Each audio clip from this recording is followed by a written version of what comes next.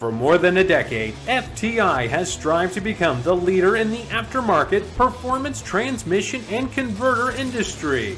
We've joined forces with McLeod Driveline Components under the leadership of Top Fuel Funny Car pilot Paul Lee, and now have a larger distribution network, more resources, and more power. Come see us in the pits and ask how you can join the FTI family. It's not cheating, it is the competitive edge. This is WFO Radio. Hey everybody, WFO Radio is back. We got all kinds of stuff. I'm calling this a mega show.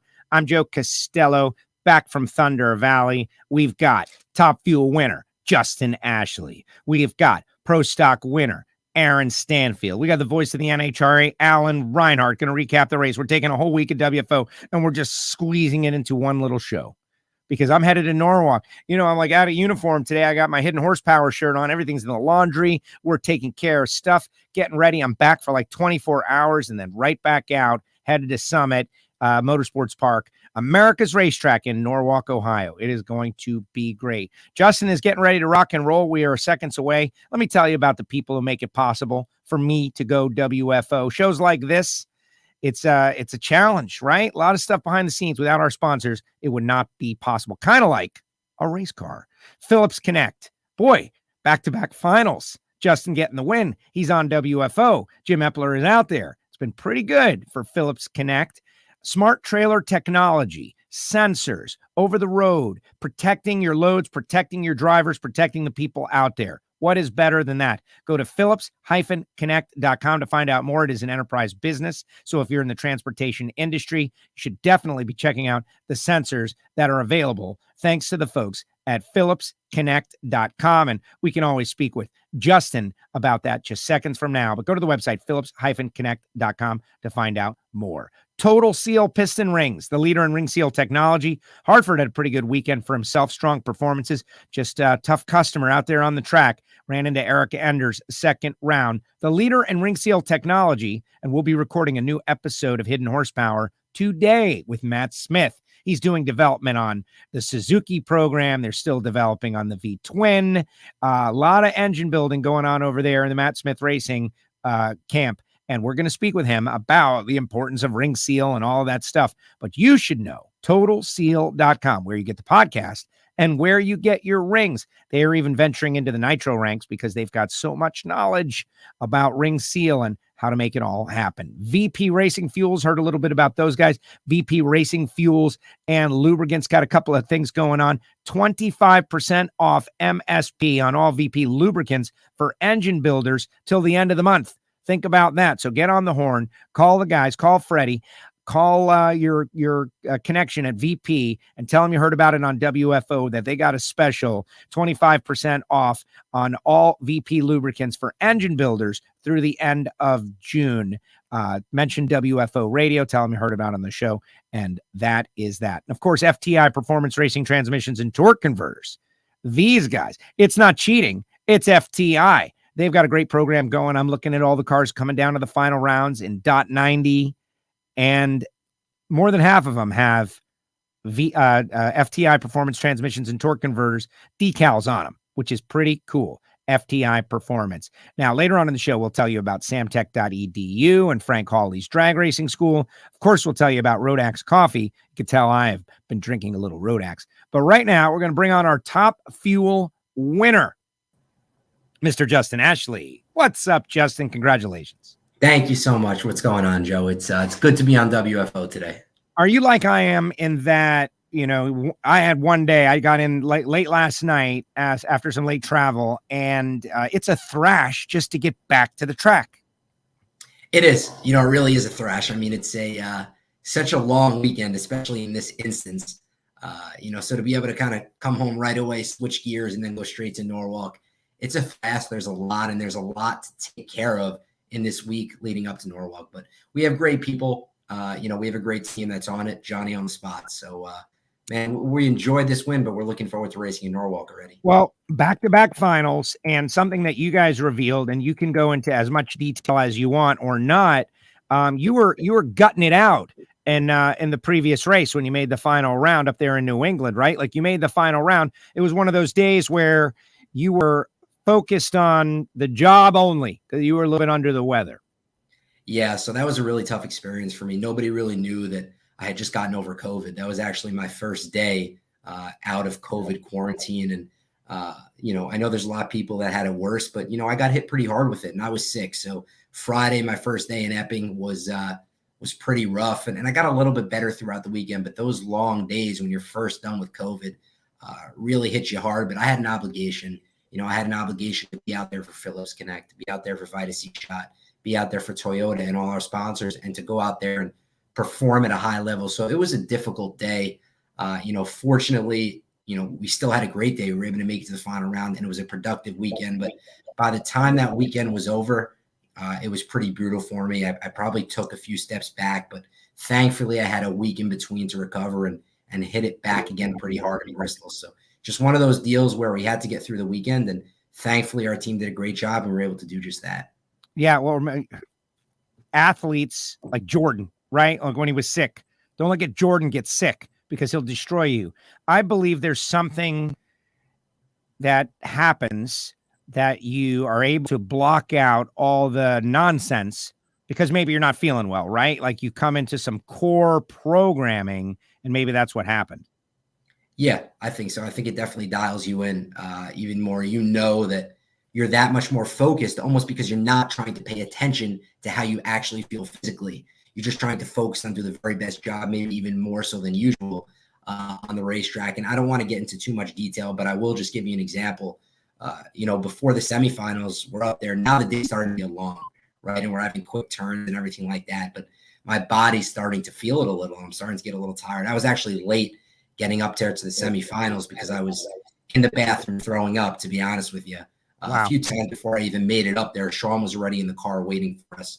So he and his team were kind enough to wait and we were able to make it. But it got to a point where I was starting to get pretty exhausted. But thankfully, again, we made it through healthy, safely, and we're able to move on to the next race.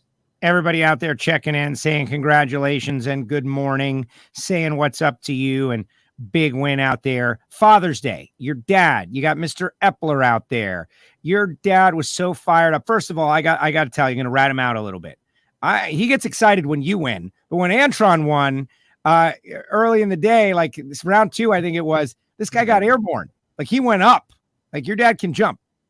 Yeah, so I saw that. I had a perfect front row seat to see that, and I probably would have jumped up and down too if I wasn't belted into the car. I was super excited. Like just by way of example, after round 1, we had such a tough round 1, close race, and I got out of the car. I ran right to the monitor because I knew Antron was the pair behind us.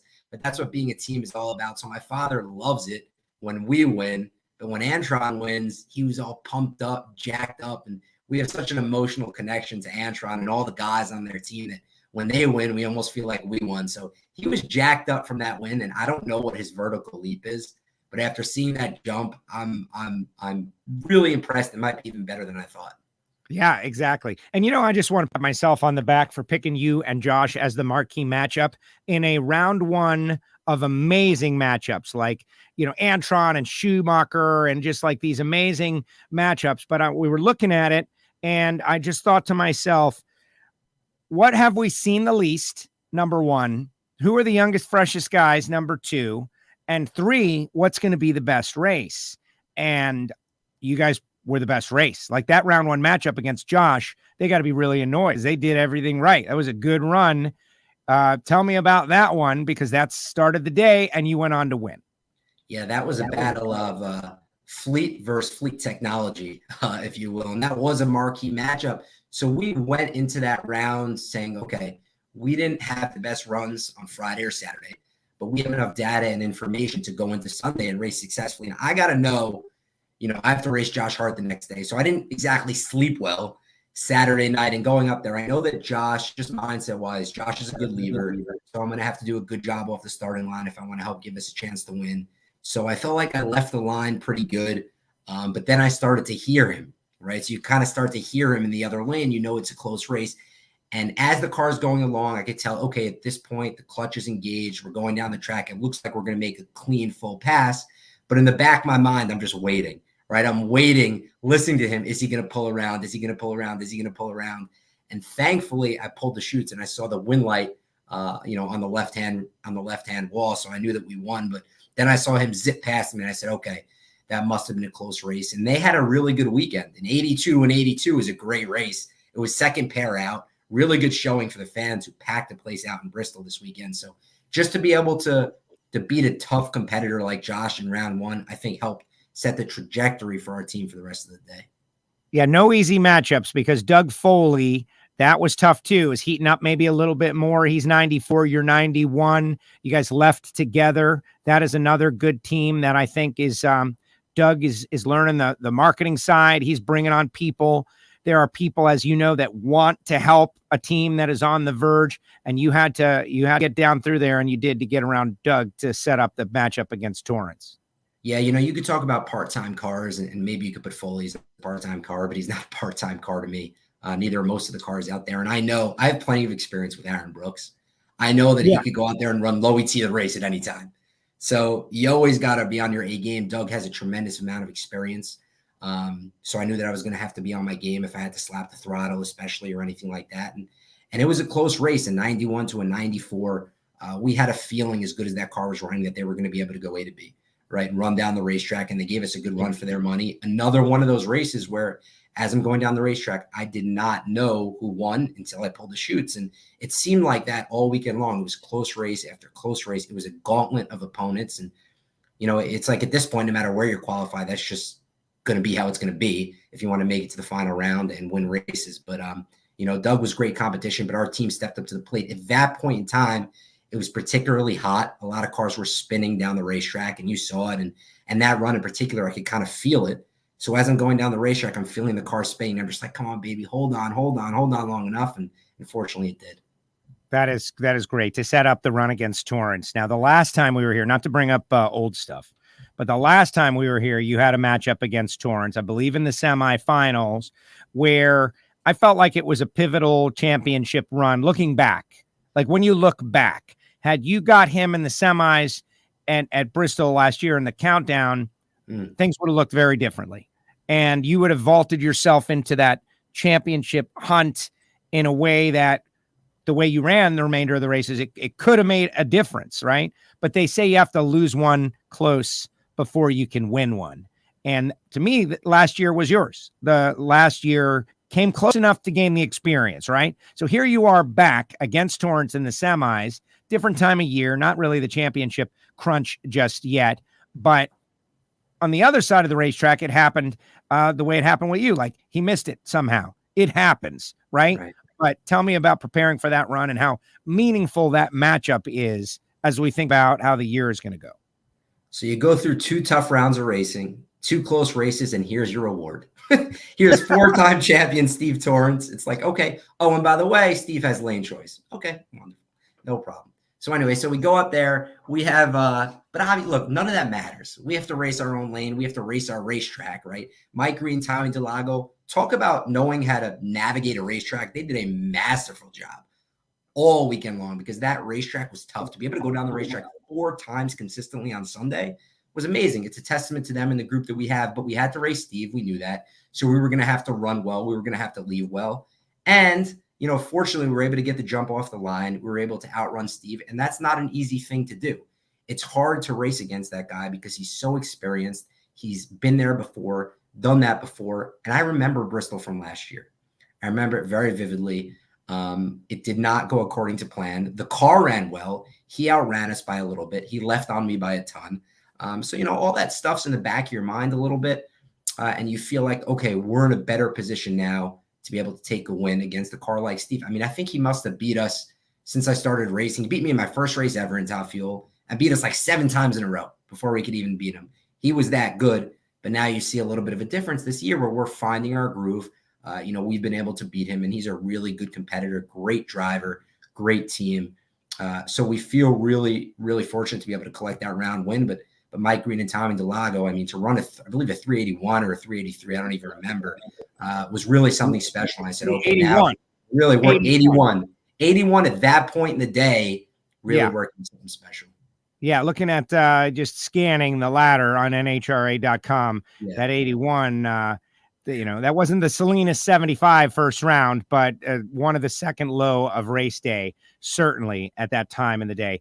And so you get around Torrence, and that sets up the battle. And Sean, who was having a great day in Super Comp as well, which I love. This race, we had Troy Coughlin Jr., Pro Stock Racer running Super Gas. We had Bo Butner, Pro Stock Racer running Super Gas. We had Sean Langdon, Top Fuel Racer running Super Comp, showcasing our sportsman ranks. Like, hey, guys, this is fun and important. Also, if a Top Fuel guy can do it and find it challenging, these guys deserve respect, right?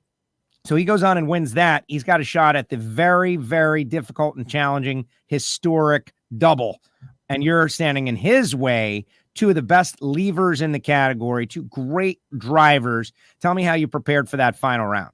Yeah, so at the time, I didn't even know when I pulled into the staging lanes what was going on, that he had already won Super Comp.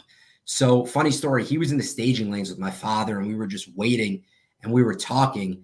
And he had mentioned, because there was a little bit of delay before the finals, hey, you mind if I just run over there? Will you wait for me? I could take my Super Comp pictures really quick in the winner's circle, and then I'll run over and get in the Top Fuel car. I'm like, whoa, things just got really spicy now, because he has actual chance and like the lucrative double up, like you said. Yeah. So that's a big deal. The fact that he won Super Comp and made it all the way to the finals in Top Fuel, I'm like, okay, this dude is going to want it, and he's going to want it really bad. So we knew that we would have to be prepared. So we went up there, and we knew that we were probably going to have to run our best run of the weekend, which we did, or something close to it. Another really good race, close off the starting line, an 81 to an 84. Another one of those deals where I'm headed down the track. I can really see him, or not see him, but I can hear him and figure, okay, hopefully he doesn't drive around me. So we were able to get the win. But our entire Phillips Connect team, rounds 1 through 4, had a gauntlet of opponents, a bunch of close races. It was hot out there. They were working hard on quick turnaround times, live TV Fox turnaround times, and they just did a great job. That was a real, true team win in every sense of the word. Yeah, your dad is out there. He says it's all about the team. Mike, Tommy, an incredible team. Love the final. Mike Green versus AAS, Jason McCullough. Well, exactly. And setting up what we're going to start seeing now. We've got Brittany is already, Brittany and Grubnick, we know what they got, right? And Torrence, we know what they got. Like, they are already waiting in the countdown, really, to fight it out. And so, Alan Johnson and that team, like, what are they going to be? What are they going to be? We know they're going to be something. When are they going to get there? All right, they're starting to get there now. Oh, here we go. You guys are there. You're in the conversation. Mike Salinas, definitely going to be in the conversation. So it's shaping up.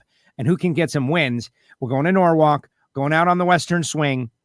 But to me, this is a pivotal win. Back-to-back finals, pivotal win. And I think a chance for you guys to take some of this confidence and, if it was boxing, get in there and do some work over these next couple of races, get a lot of round wins, get a couple of trophies, and, give something to your fans. Like, you got your fans, they want to see you win. We sometimes forget about that, right?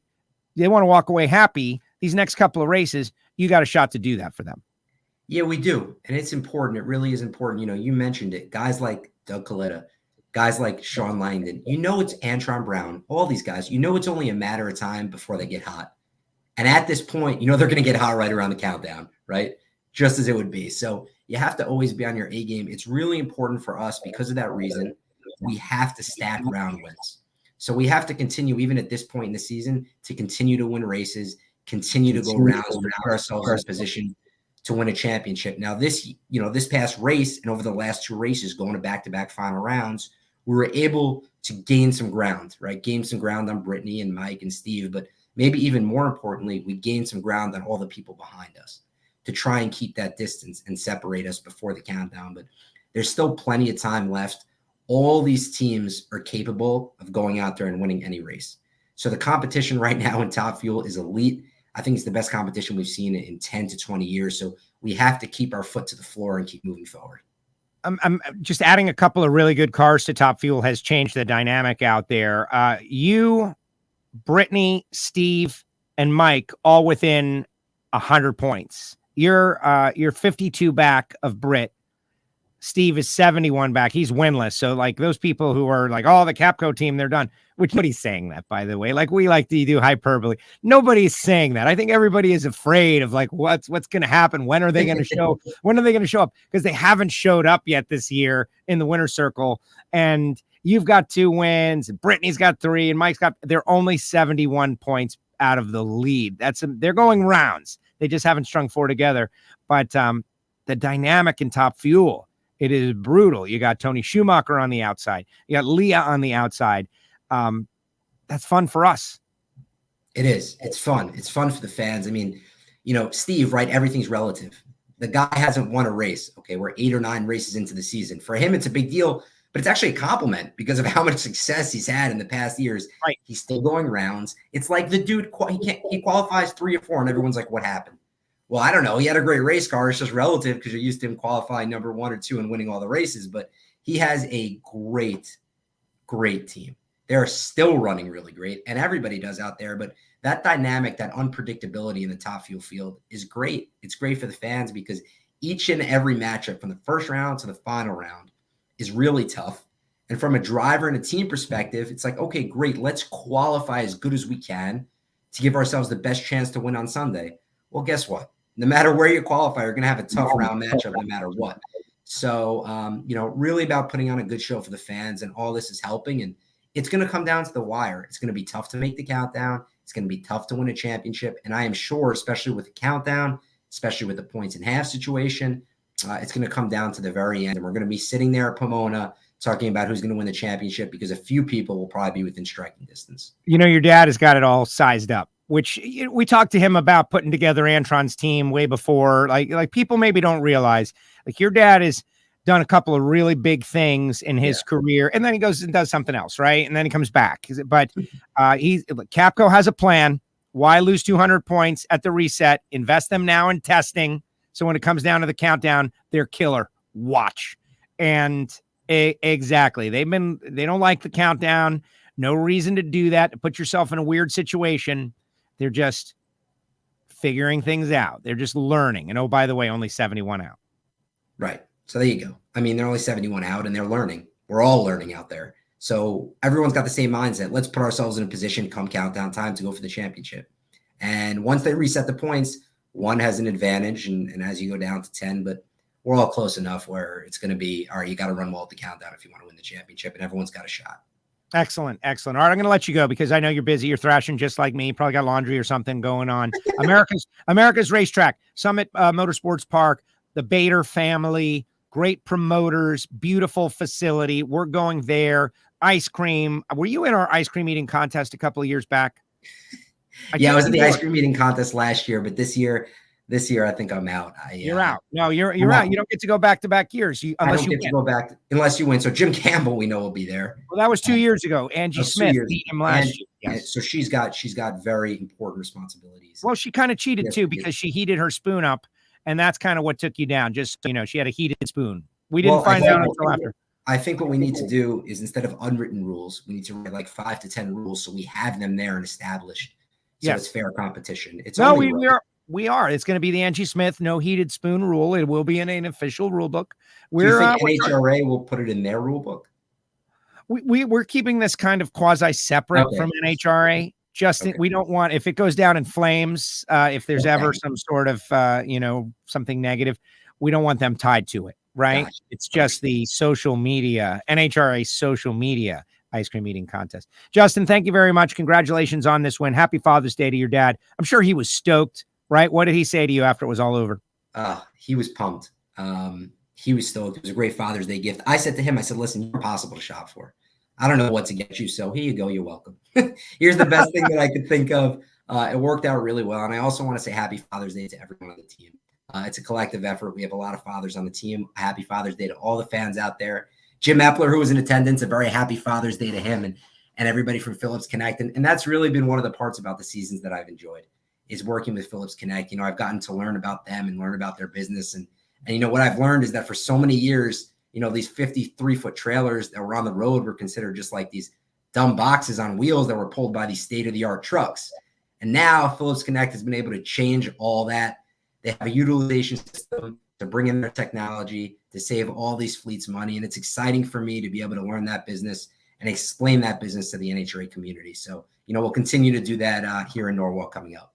I love it. No, it's great. And Epler, he's out there having a good time too. Like, the guy is a smart cookie, obviously has developed and designed all of this stuff, but you can see where his passion is. You can see what he loves when he's on the starting line. Like, it's so great that he's back. And hopefully, there are others like him, right? They were in drag racing and then they went off to do something else. And hopefully they're like thinking about it. Like, maybe it's time to go back, because it is time to go back. We got something special going on. Justin, thank you for spending the time with us. Thanks, Joe. Have a good day. I'll talk to you soon. There we go. See you in Norwalk. Justin Ashley, your Top Fuel winner of the Thunder Valley Nationals out there on Father's Day. And this is going to be a spectacular show, guys. We got all kinds of stuff. I've got an exclusive interview with Erica Enders. Going to talk about what happened out there in the final round, that crazy wild smoke show. We're going to hear from Aaron Stanfield. Going to talk a little bit about his big victory. His dad sent some baby pictures of him that he doesn't know about that I'm going to embarrass him with. It is going to be great. But right now, we got the voice of the NHRA, Alan Reinhart, from somewhere out there in the country. Going to be, he's headed to, I had him. Maybe he's on there and you guys see him, but I don't see him. He's like frozen up. Oh, no, he's re-signing on right there from another location. All right, we'll get Alan moments from now, the voice of the NHRA. But the Erica Enders Pro Stock final round, like if that happened in Pro Stock on a more regular basis, I think more people would love Pro Stock the way I do. That was pretty spectacular. All right, let's bring him on. Alan Reinhart, are you with us? He keeps freezing up. He's frozen. All right, we kick him out from the studio. And what we'll do is we are going to play the final round so you guys can see. This was on Fox Broadcast Network, Pro Stock final round. Erica Enders, Aaron Stanfield once again, and it was then that it happened.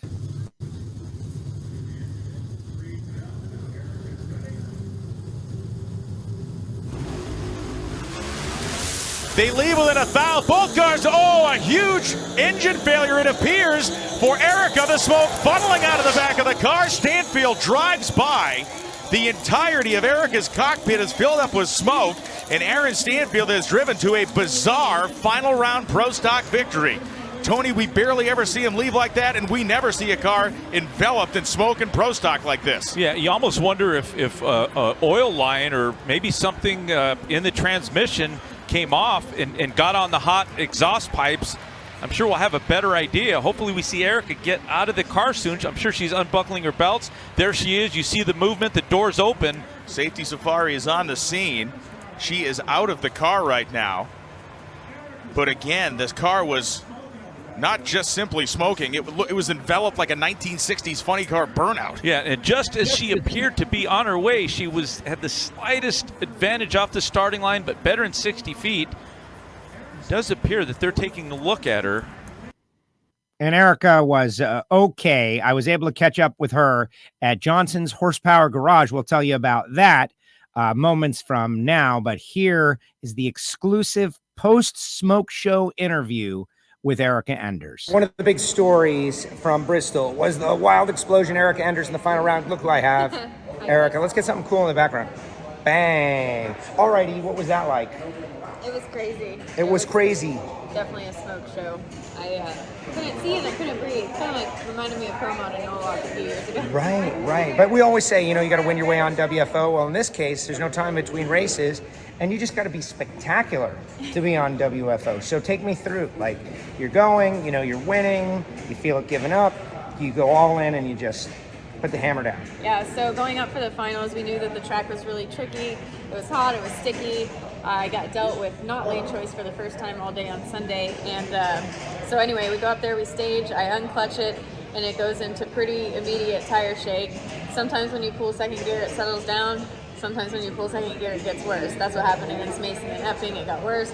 I pulled second gear yesterday, and it got through it. As I pushed third gear, that's kind of when she let go. I looked over, and I didn't see Aaron so I just freaking legged it. Here we go. I put it in fourth, and at that time I knew that I was just going to destroy everything. So I clutched it, but I didn't hit the brakes because I thought, I looked over again the last time I could see, I didn't see Aaron again. So I was like, maybe we'll just, by the grace of God, get across the finish line first. And then as the cockpit filled up with smoke, you can see it from the front view that it is just like a whiteout in the car. You can't see anything. So I threw the parachutes and got on the brakes as hard as I could and stopped it and bailed out, but couldn't see, couldn't breathe, and thankfully it was against my teammate Aaron. But right, you guys had already won as a team, of course, but it was spectacular, and people are going to be watching that for as long as we're racing pro stock. Yeah, it's not typically something you see happen in pro stock, but we always joke, never seen that happen before. Happens a lot at Elite Motorsports. So, we yanked the engine out of the car yesterday. We put in a fresh bullet for Norwalk. The whole trailer smells like death. My car needs some cleanup. Got a little TLC that needs attention, but we'll be in Norwalk ready to battle it out. Hopefully another final round appearance and park that 9 car in the winner's circle again. There you go. All right, so now you know the behind the scenes of Erica Ender's smoke show out there at Bristol. Thank you. Thanks, Joe. There she goes, Erica Enders, and look, we got Reinhart. Hey, what's up, Alan? How are you? How can you be in the background of our video at the same time? It's like magic. Yeah. I'm sorry. I've been trying to connect here. I guess the Wi-Fi at the airport here isn't good enough to support video, and I tried my little magic stick here, and it didn't have enough connectivity, so we're on my phone. So that's the best I got, and I'm sorry I was late. I had to try everything I got to hook up. It's working out very well. Everyone is internet challenged today. We're going to do our best. You've made an appearance and fulfilled your obligation, so that is great.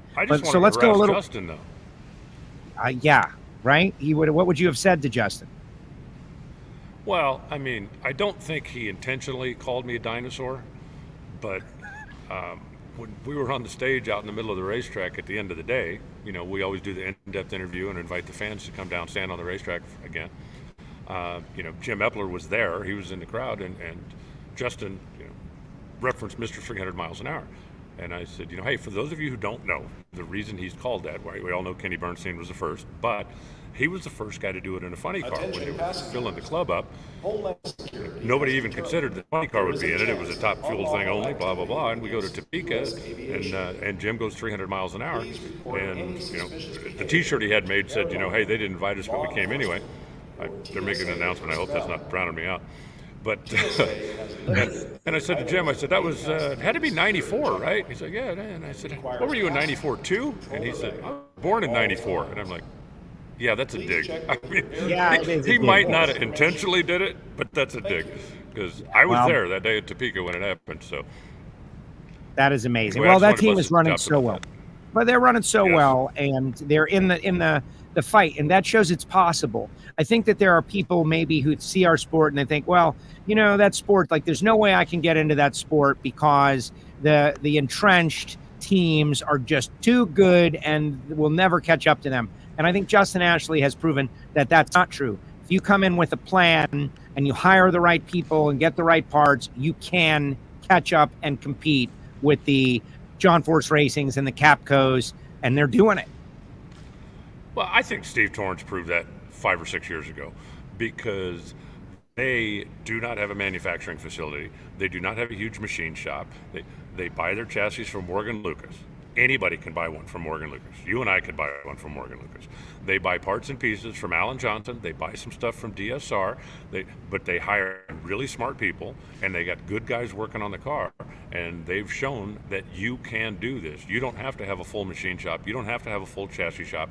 You don't have to have all this exclusive secret stuff in order to go out there and be competitive and win races.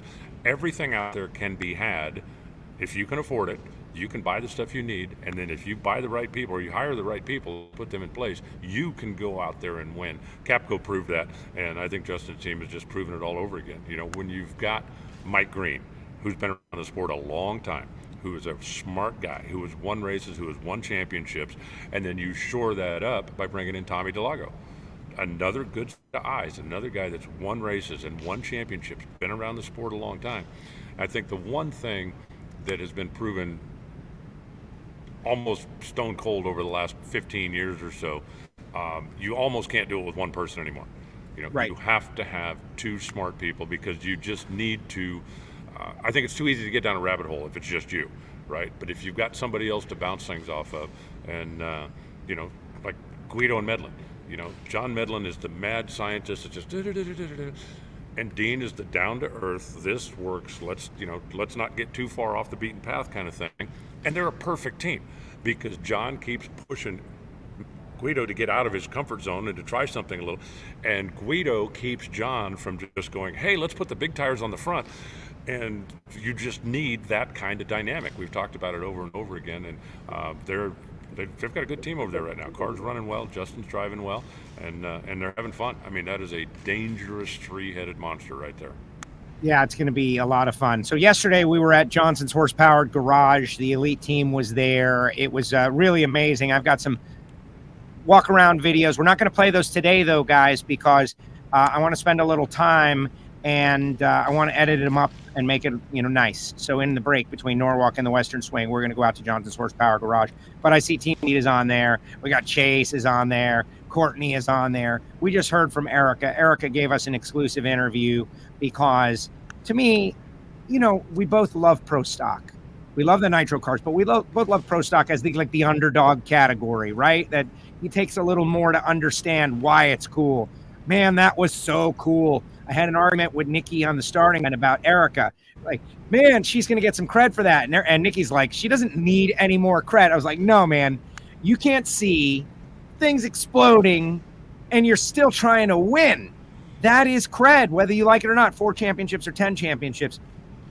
Force became John Force when he lost to Cruz Pedregon, hit the wall trying to win, right? Like, that's when everybody said, like, wow, this guy. That's when John Force became the beloved character. To me, what Erica Enders did yesterday in defeat, 2 days ago in defeat, just trying to win, caution to the wind, that was a spectacular drag racing moment. What was your take? I agree. I think, for those who don't know, the engine broke a wrist pin. And the DRCE4, if the rod breaks in half, there's enough room for it to swing around there and not lock the engine up. And that's basically what happened. It knocked a hole in the block, which is where the smoke was escaping from. But it was still running. And, what Erica said, I didn't see him, so I wasn't lifting. And I think it's funny. I've got text messages from half a dozen people that said, hey, what was that all about? And I told them that. And almost to a man, they wrote back and said, that's a real racer for you. Right? It's blowed up. It said, I don't care, but I think I'm out in front. And yep. That's exactly what she did. I was happy for Aaron. I was sad for Eric. I mean, Aaron had the best car all day.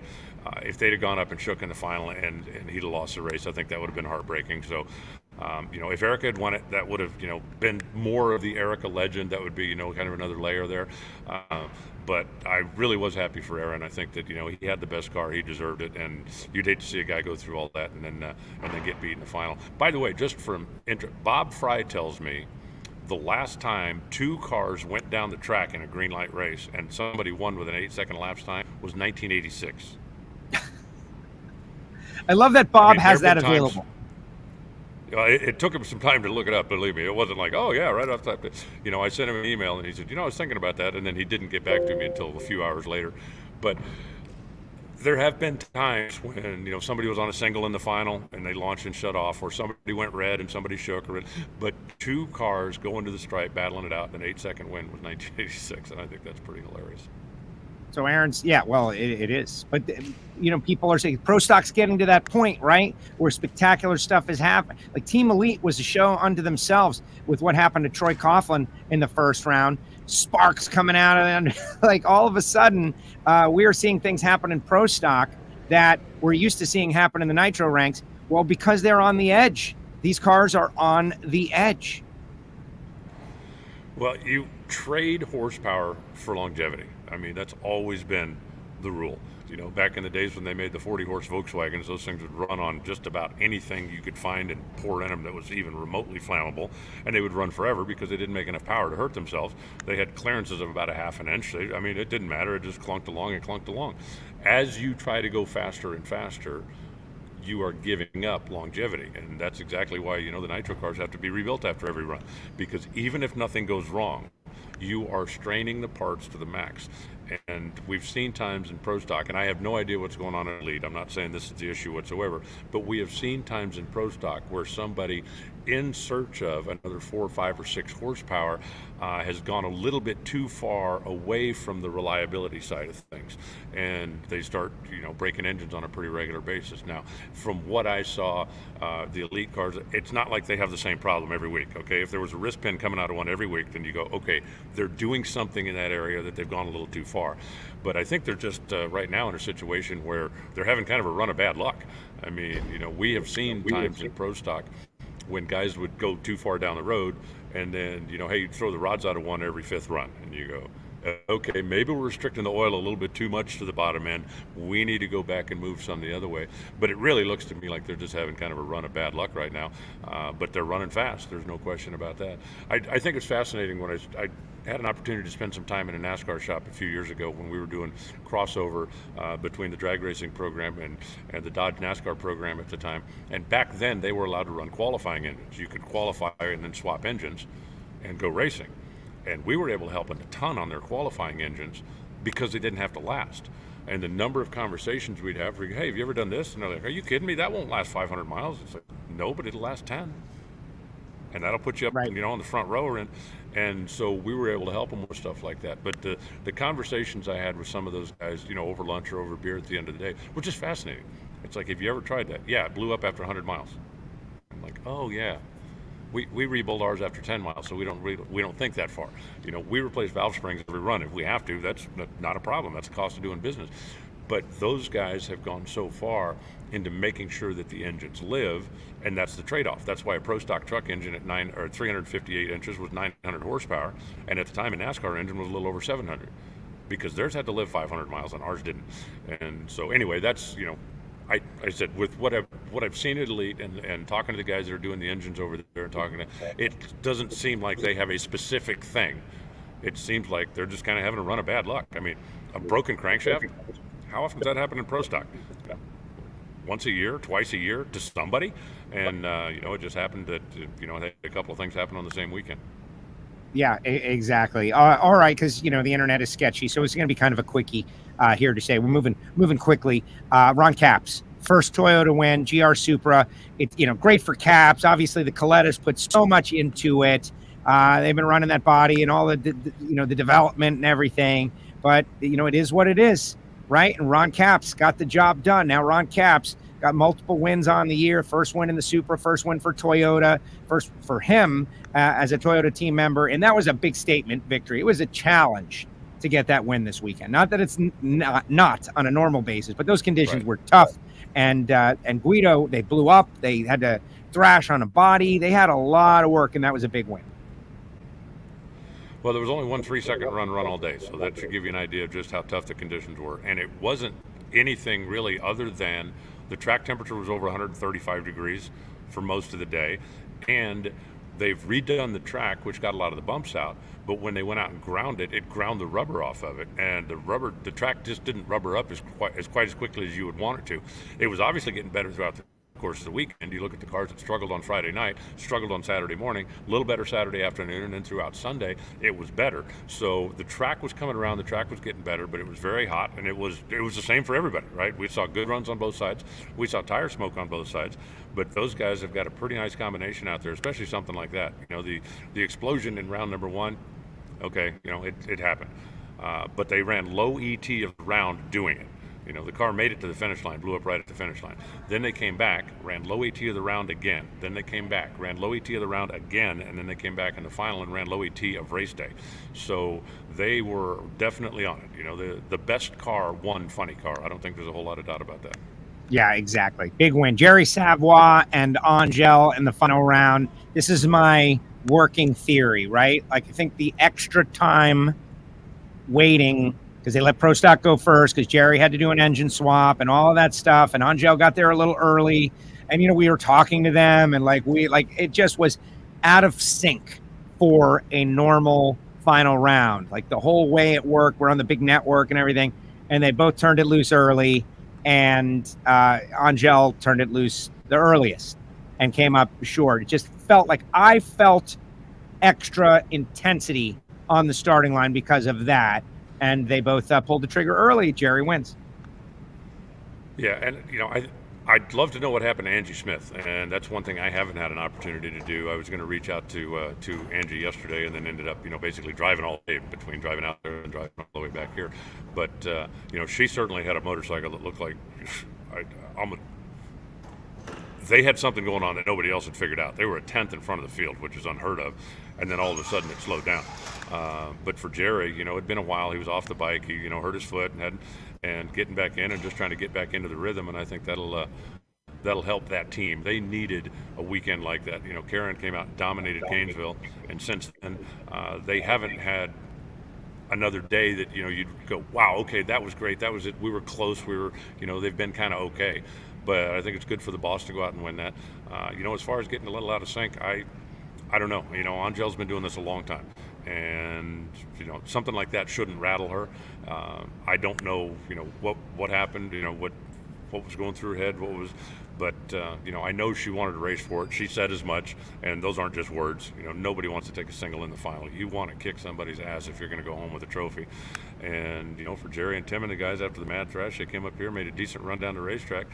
I can almost understand Jerry being early simply because he's going up there, new motor, I better not be late mentality.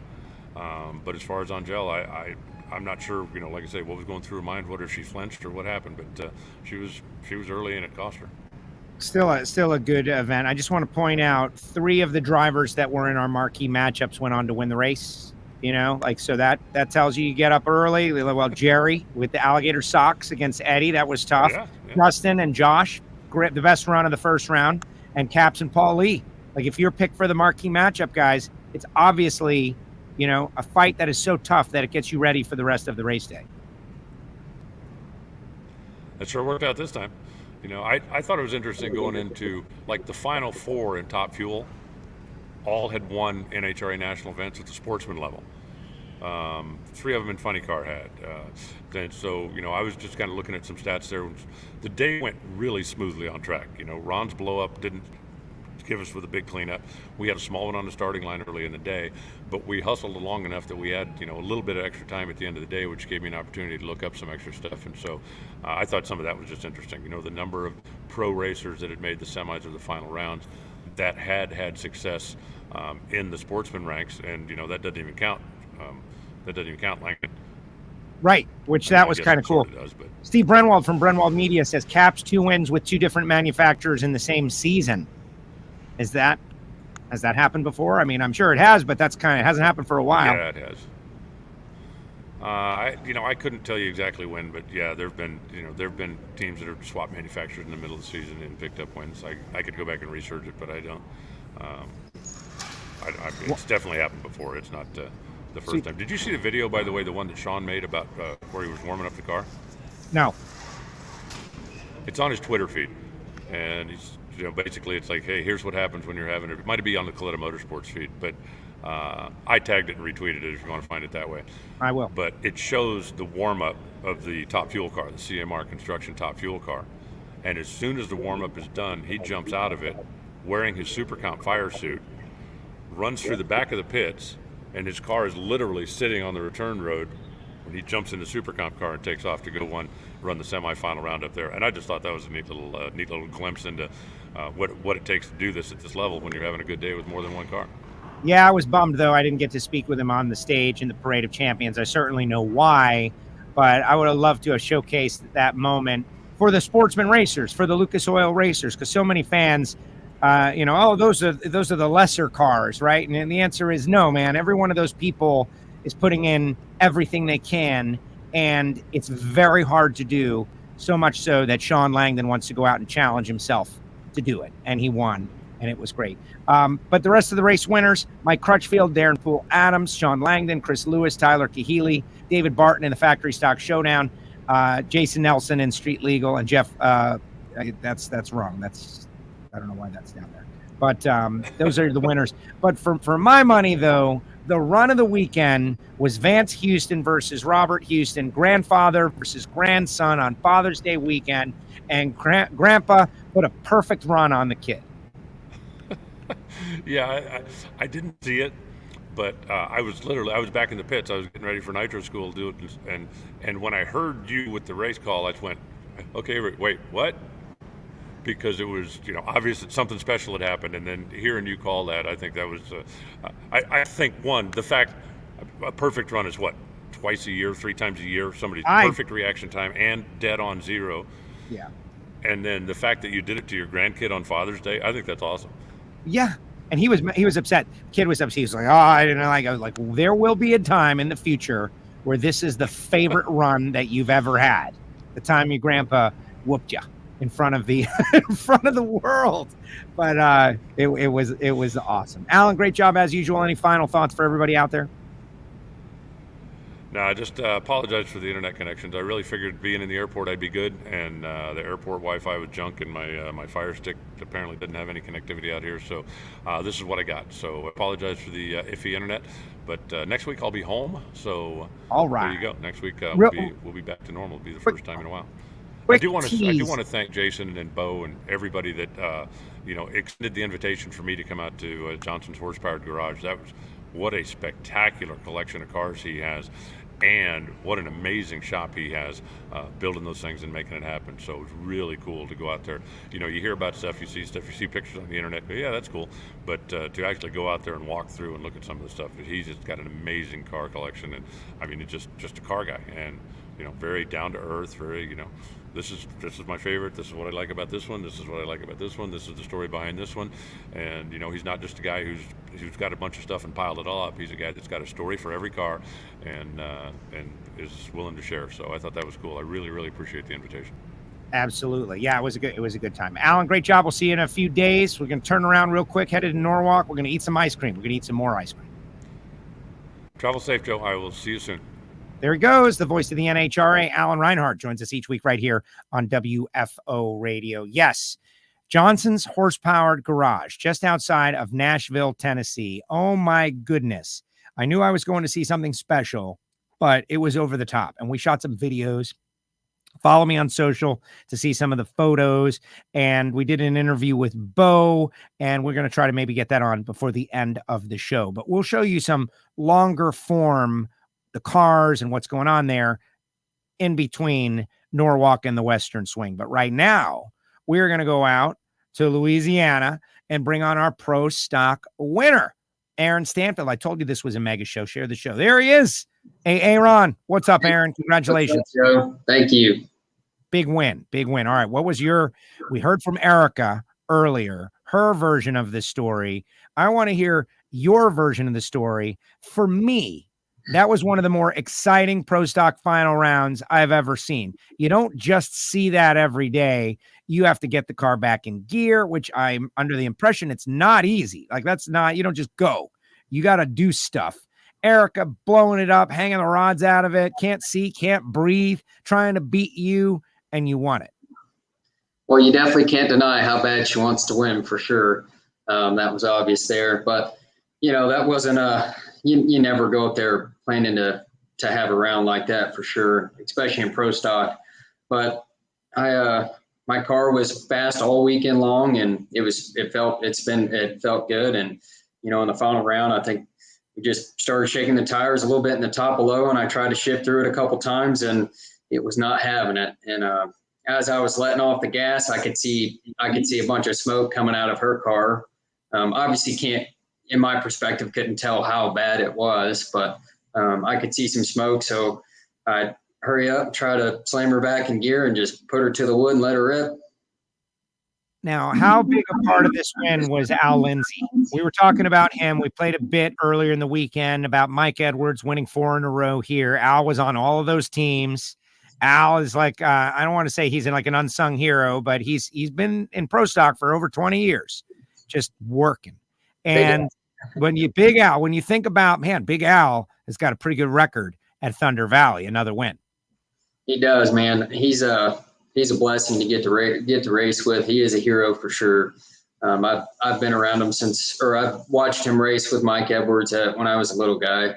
But after I shook the tires and I was letting off the throttle, I could see the smoke. I could hear Big Al on the radio saying, "Go, go, go." So definitely he was on his toes there, and that for sure helped.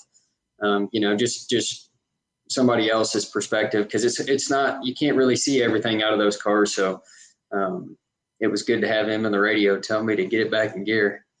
All right. So you know what dads do when their kids make them proud? What do they do? They embarrass their kids. That's what they do.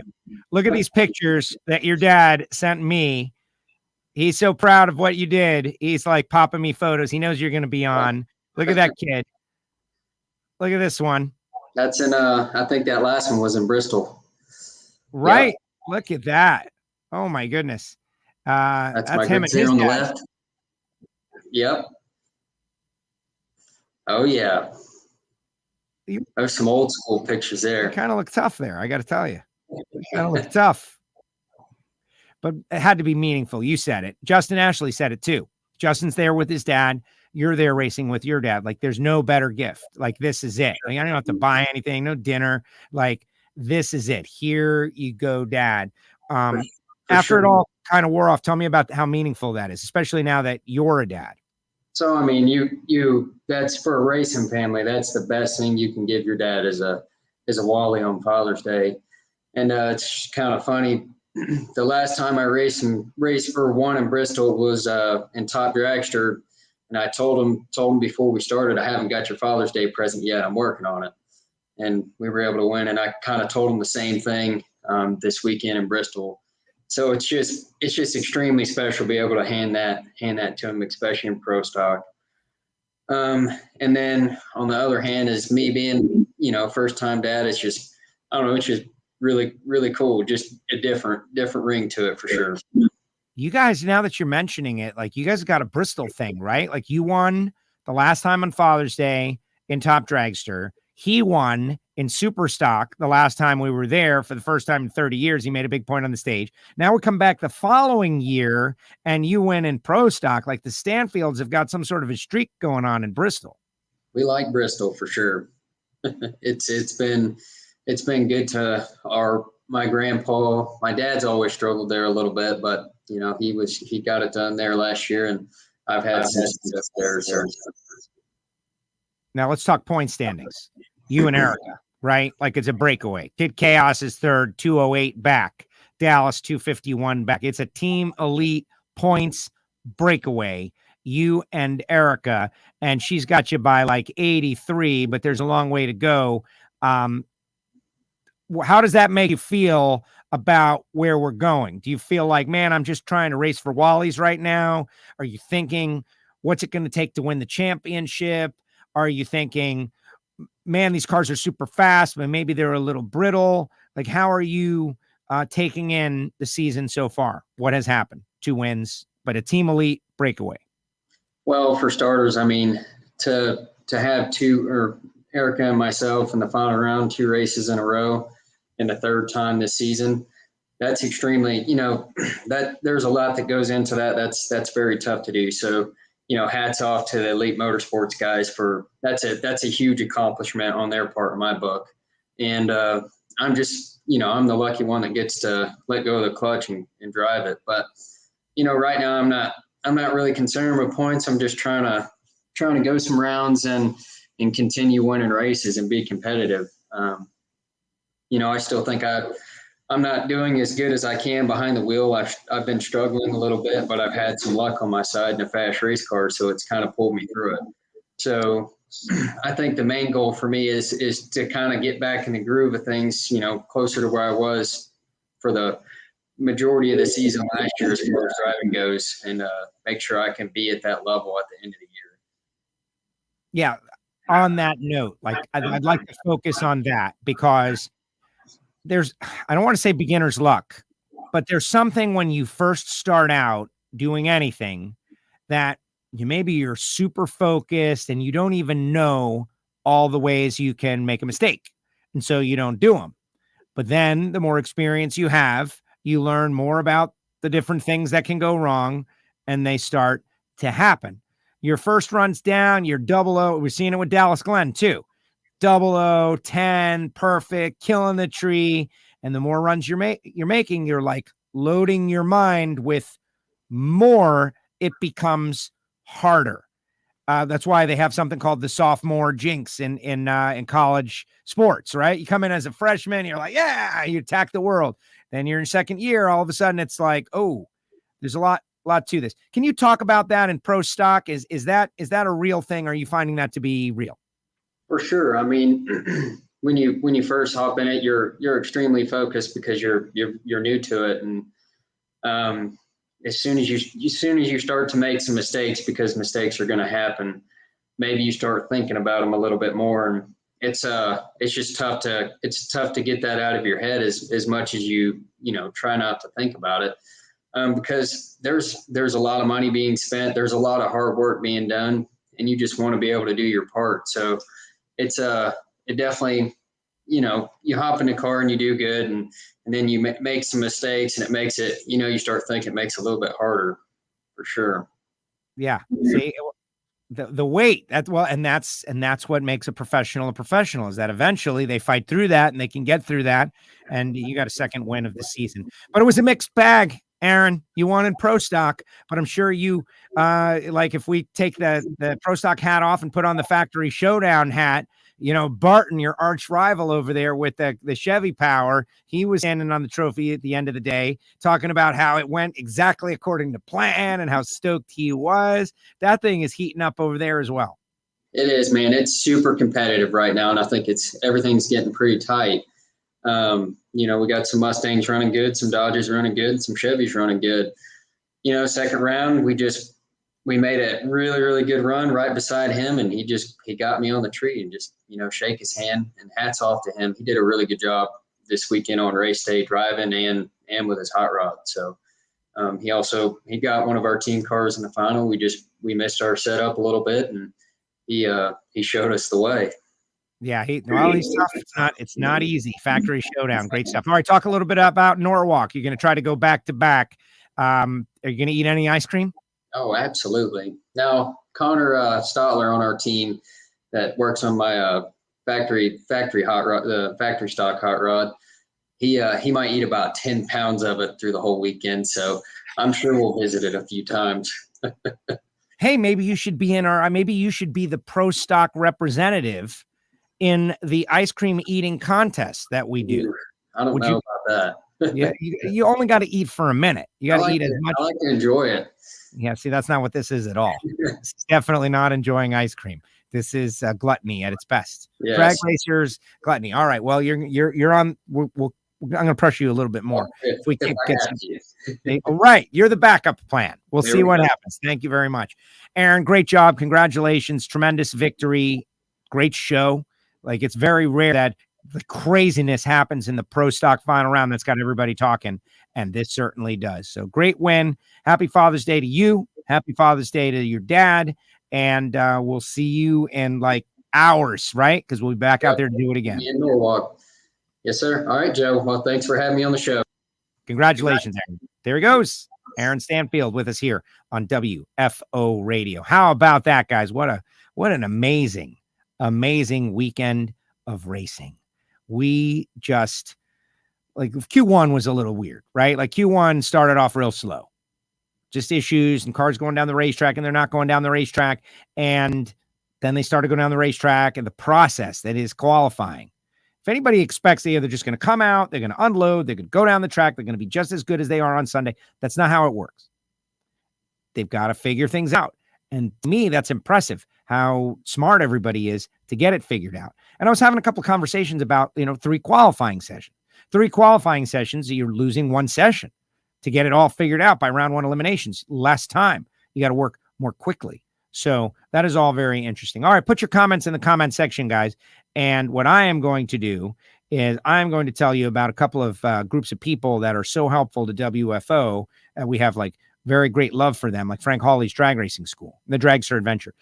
I always talk about this as a gift.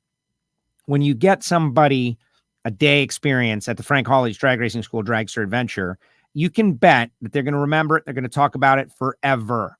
It's a life experience. You're not getting them like a material thing. You're getting them something that they're going to reference for the rest of their lives. So go to frankhawley.com. If you want to do it, or you and your sales team, you and your group, Go to frankhawley.com, look up the Dragster Adventure, and tell them you heard about it on WFO Radio. Then there's samtech.edu. Speaking of Connor, right, who eats the 10 pounds of ice cream over the course. He and me will be going at it for quantity, right? He's a Samtech grad, works at Stanfield. The Samtech grad, Stanfield, knows that those guys, they know what they're doing.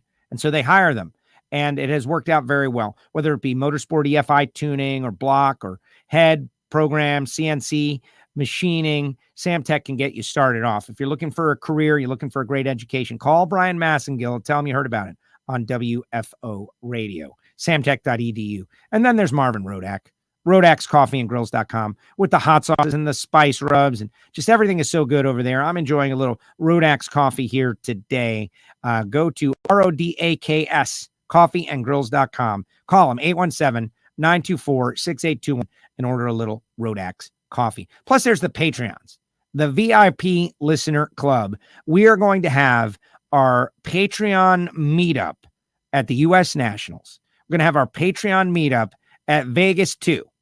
And it's going to be all the VIP members, the people that are behind the scenes, helping out WFO, obviously, with whether it be the internet bills or whatever we have, our expenses here. They kick in a little money each month to be a part of the VIP. And I, believe it or not, I'm so proud of myself. I went to the post office last week and I sent out some of their VIP stuff. All right, let me see if I can bring up this interview with Bo Butner, because it is a little time-stamped. It is time-stamped because we're getting ready for Norwalk. Talking a little bit about Bo, about Johnson's Horsepower Garage. Amazing stuff. You'll see the behind the scenes in a future show. I want to spend a little time with it. But let's catch up with Bo Butner before we're here in the Johnson's Horsepower Garage with this guy, Bo Butner. Bo, Jason, wow, what an amazing collection. But you drive for this guy. He's involved in the sport. Like, it's so cool that we got to see this experience. First of all, thank you, and the WFO universe loves it too, but you're a car guy. You got to be freaking out. Yeah, it's kind of like a kid in a candy store, like you are as well. Yes. But how lucky are we to have Jason Johnson that's really into drag racing. Drag racing is not dying. It's getting stronger. You can see that by just our class in Pro Stock. We have to actually qualify now, which is cool. But no, WFO fans, follow JHG. Great. It's only going to grow bigger and bigger. You're probably going to see him on a TV show. You're going to see all kinds of stuff, some builds, and it's just going to grow from here, and keep supporting our drag racing. All right, we got to hold your feet to the fire, though. Pro Stock, Bo Butner came out of retirement, first third of the season, shaking off the rust. It's go time now for you. What can we see? When are you going to get that first win? I hope as soon as this week. That's our goal. I always leave the house planning on winning that event. So we are gaining, even though doesn't show it around wins. Be happy to get more. I don't know. It's a whole new team. I never worry. Still have to have a good time. But it's getting the time to where I got to stay in the top 10, just because of me. Yep. And then we have to turn some win lights on and get to a final, start winning some rounds. So that's our goal. I see it happening. And I can't wait for Norwalk, because we're going to try some new stuff. All right. Bo Butner, we're here at Johnson's Horsepower Garage. Thank you for the invite. This was illuminating. Thanks for coming. Thanks for everybody tuning in, checking out. And there's more to see, I promise. WFO. Yeah, there was more to see. And you'll see it here on WFO Radio. We shot some stuff looking at the cars, from wild exotics, like extreme exotics, maybe even hypercar level, to Dodge Demons. And the stat that I think is the best is that the guy is a Dodge guy, right? Like, that's his deal. He loves Dodges. That's it. You could love a Ferrari, he loves Dodges. And the Demon engines, the Demon engines, like, calls up Dodge. Yeah, like, how many do you have? Well, we have this many. It's like, okay, we're gonna buy them all. And so if you have a Demon and you blow the engine, or you over rev it, or you want to get a backup or a spare, you're gonna go through Johnson's Horsepower Garage. I think is super cool. All right, put your comments in the comments section, guys.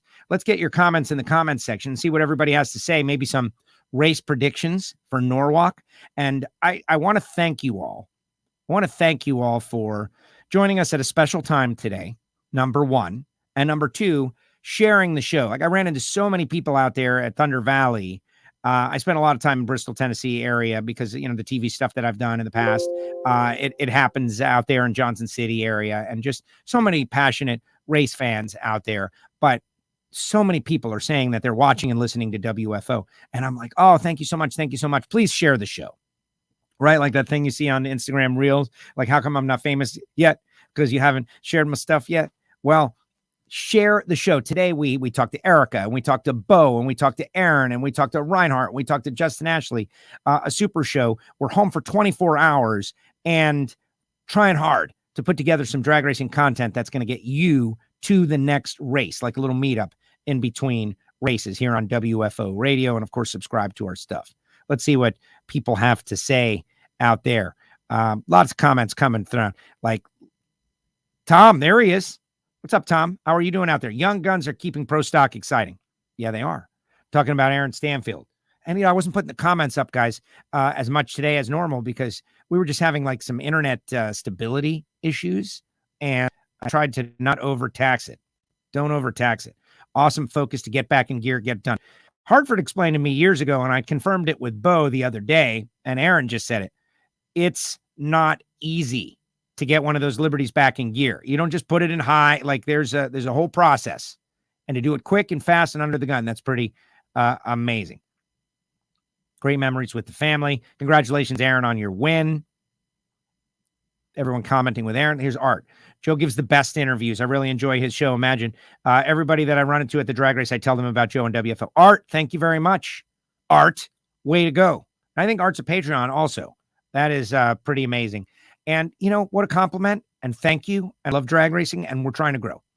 Trying to grow WFO, trying to grow NHRA, and everybody needs to, you don't own the NHRA, right? So when NHRA does well, like it's not like you're making money for you and your family. And, me, I work with them as a contractor, and WFO is my thing.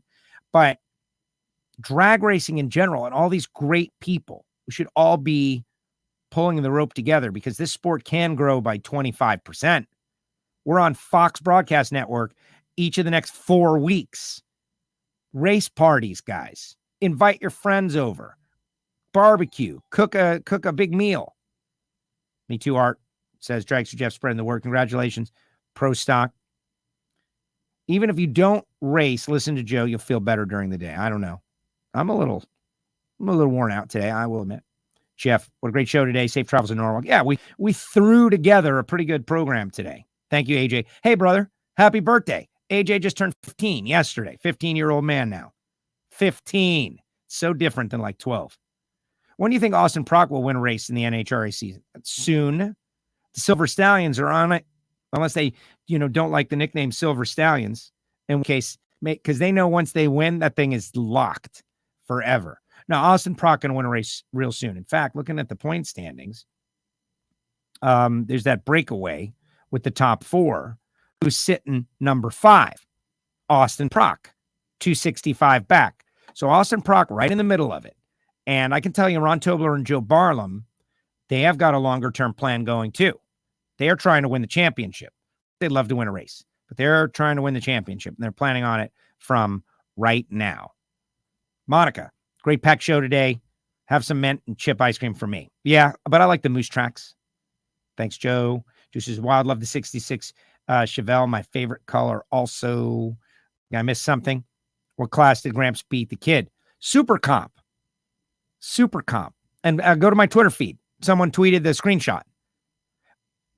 Reinhard says perfect runs happen twice a year.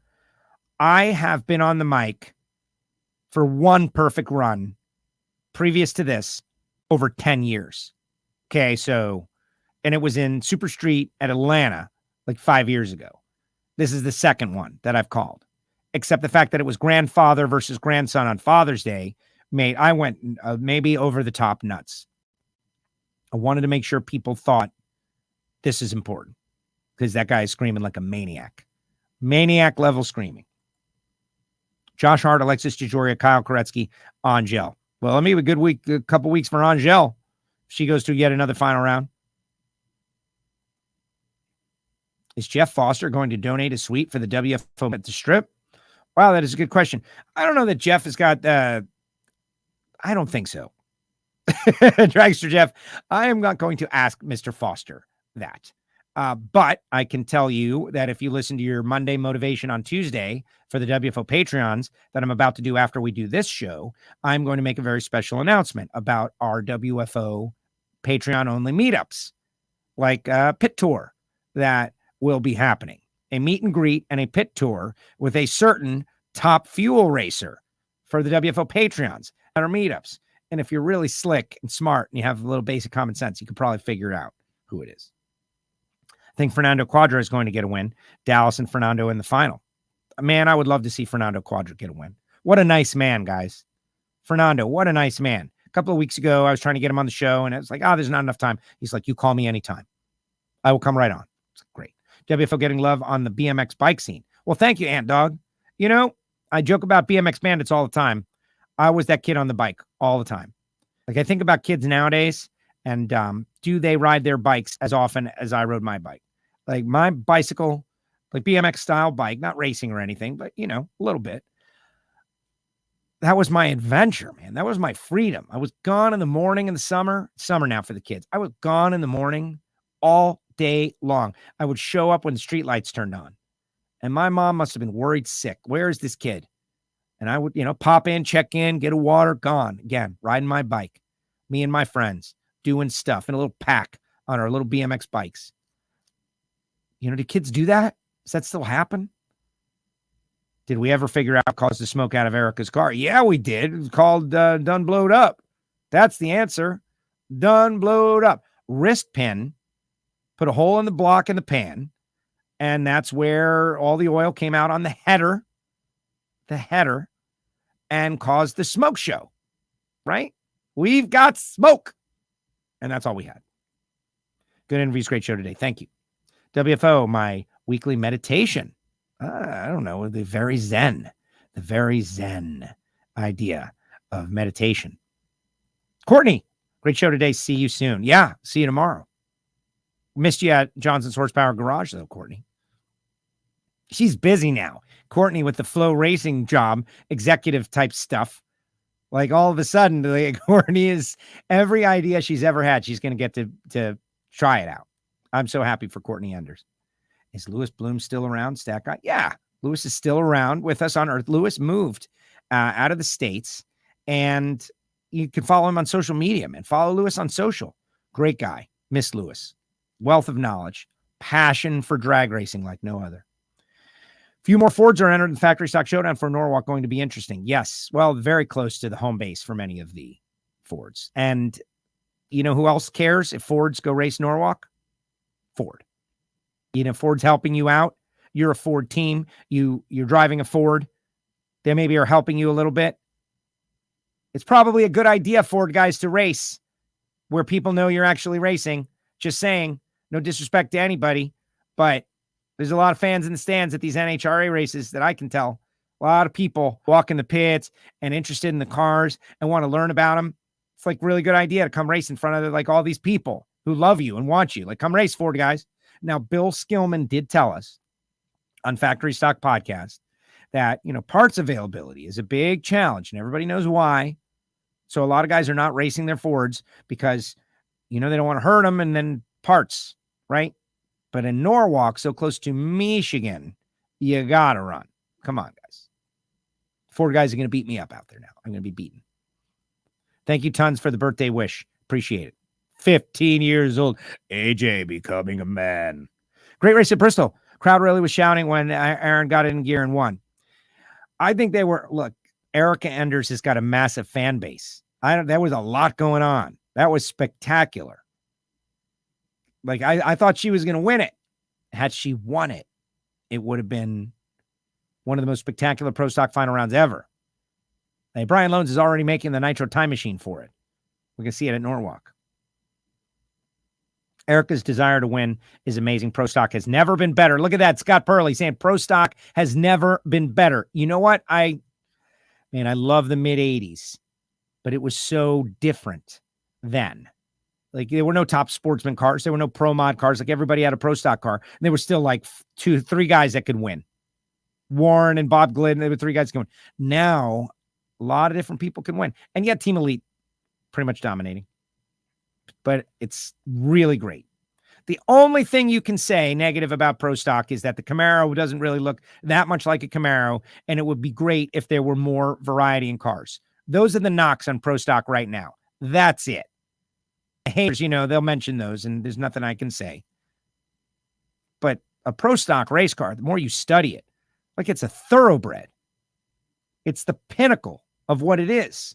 So to not appreciate that, that's being a hater. Erica's desire to win. Yes. Off the NHRA race, Street Outlaws No Prep Kings race at BIR was a success and will be back. Very good. Well, they got their own universe going on. They've got their own thing, and good. Introduce TV viewers to drag racing. Hey, TV viewer, this is drag racing. Wow, drag racing. I didn't realize that's really cool. Wow, what's that? Do they have professional drag racing? Yes, in fact, they do. It's called NHRA drag racing. Oh, wow, let me check that out. How fast do they go? They go 330 miles an hour. Oh, and they race a quarter of a mile. Gary Williams had 2 perfect runs last week at Galat. Yeah, I heard that. First round each day or something. That's pretty amazing. Happens more often in bracket racing. Big money bracket racing, especially, because you got to, because you need it. That blue 66 Chevelle color is called Marina Blue. 5 perfect runs at the Loose Rocker Galat last weekend for the bracket race. Amazing. Super comp. What happened to Erica's car? Done blowed up. Great show. Or I could say parts failure. You know, I don't know what they want me to say. No, they probably don't know at this point. Like, exactly. They know the general framework. I was talking to those guys yesterday. So who was telling me? This was the conversation. Okay, so it was nobody race team related. But this is the deal. We were talking about pro stock and how people just don't get it. And so, and maybe my numbers are slightly off. I'm just going to paraphrase what I was told. You know, people talk about Top Fuel and funny car explosions. And when one of those things blows up, you know, it's like the number that was thrown out there was, you know, 80 grand, something like that. That when a pro stock motor expires, it's between $150,000 and $200,000. That's why there's like sadness. What? And I was like, what? Like, if the fans understood like what it is, you think about the Swiss watch, like the perfection of what it is. Now, nitro engines are amazing too, but it's just a different kind of thing. That a pro stock engine is like a piece of perfection. And when one does expire, it's kind of a sad thing. Like, oh, Lewis Bloom, great photographer. This guy, I've driven for more than 30 years, only had 1 trip zip, only 1 dead zero. Hard to do. I've had a couple of trip zips. I actually had in my 5-day bracket race where I finished 11th overall at the 5-day, Moroso 5-day, 11th overall. I had 2 good days. One, I had back-to-back trip zips, which is also pure luck, right? Lewis Bloom, great photographer. Follow on Instagram. Thank you very much. Yeah, follow Lewis. Dragster Jeff, I've been trip zip dozens of times. Just Shockey just attacking Dragster Jeff. Battle of the Jeffs. You're nothing, Dragster Jeff. I have done it a whole bunch of times. Many times, just not on the same run. I know you didn't mean it that way, Jeff. I'm just starting stuff. If Larry qualifies at Norwalk, it will be a win for him. Yeah, I agree. Hagen, Salinas, Angel, Erica.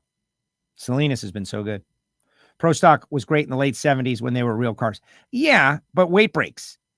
You know, weird cars too. Some I don't know. I like the 80s when Don Campanello was inviting me into the winner circle. Like, that was pretty cool. I never thought about it that way. Even comp eliminator car, extremely refined engine with worth more than the 330 mile per hour cars. Well, it's just a different thing. And that's why we as drag racers and we as people, certainly we as Americans, shouldn't waste our energy like, you know, crapping on other people's stuff. We should just be happy about the stuff that we like and be interested and intrigued to learn more about all kinds of other stuff. Because being positive is so much better than being negative. Well, that thing that you like is garbage. No, that's not what we're doing here. Like, how about you check out this thing and understand all the details and appreciate it for the amazingness that it is? It's my strategy.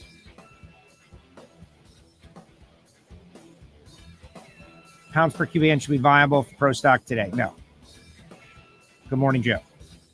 The only thing I think that they could maybe do is give the Dodges 500 more RPM. I'm not going to tell you. You want me to give you Lewis's address? I'm not going to give you that. If they gave Alan Przenski and the Dodges any Dodge 500 more RPM in the rev limiter, I think it would make them more viable. Not all engines are designed to run at the exact same RPM. Now, he'd have a different challenge, like maybe he'd go through more valve springs or something. But I think that would bring the Dodges, like, what's the downside, really? You give them 500 more RPMs, and then Alan Przinsky goes out there and wins a race or two. Then you change it up a little bit. If it's like, oh my gosh, an unfair situation for Alan Przinsky. But I'm really not concerned that that's going to happen. I'd like to see the people who say, oh, it's only the DRCE engine. We want to see more than one engine in Pro Stock. The people who say that, I'd like to disarm them a little. And it means giving the Dodges 500 more RPM, that's a different story. The Dodges need 500 more horsepower. No, that's not what people are telling me. People are telling me that Dodge engine is actually really good. It's just not designed to run at 10.5. And that Dodge is not going to redesign new cylinder heads to run at 10.5 for one car. So think about that. Hey, thanks to our guests. Thanks to you. Share the show. And we'll see you in Norwalk. Just like that. WFO out.